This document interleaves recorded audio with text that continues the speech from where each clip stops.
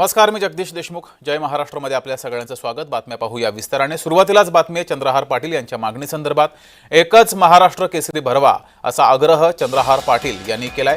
कोल्हापुरामध्ये चंद्रहार पाटील हे आंदोलन सुद्धा उभारणार आहेत. तर त्यांच्या या आंदोलनामध्ये पैलवान सुद्धा सहभागी होणार आहेत. पैलवानांचा पाठिंबा आहे.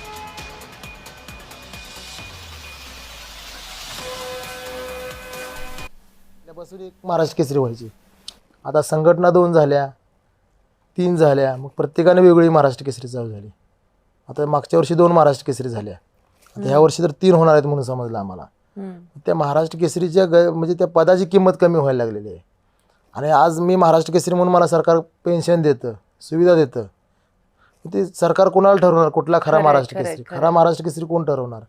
मी उपोषण करून मुख्यमंत्र्यांना भेटलो, क्रीडा मंत्र्यांना भेटलो, निवेदन दिलं ह्यात तोडगा काढा म्हणून. पण तोडगा निघाला नाही. दुसरी महाराष्ट्र केसरी त्यावेळी झाली.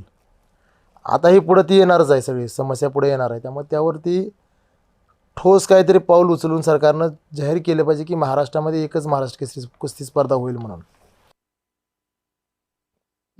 महाराष्ट्र एक तर एक महाराष्ट्रातून एक महाराष्ट्र केसरी झालं बरं असते. क्योंकि हे महाराष्ट्र केसरी आहे ते त्यांची लांबलचक एक मर्यादा आहे. आणि तो कुस्ती असणाऱ्या माणसाला, प्रेम असणाऱ्या माणसाला खूप आनंद वाटेल की महाराष्ट्र केसरी वर्षातून एक असावा. महाराष्ट्र केसरी भरवा असा आग्रह चंद्रहार पाटील यांनी केलाय. यासाठी आंदोलन उभारणार असं सुद्धा त्यांनी म्हटलंय.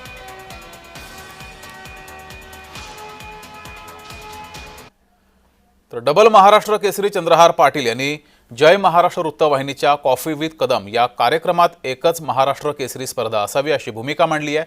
त्या संपूर्ण मुलाखतीला तुम्ही रविवारी सकाळी 9 वाजता आणि दुपारी 3 वाजता जय महाराष्ट्रवरती पाहू शकाल.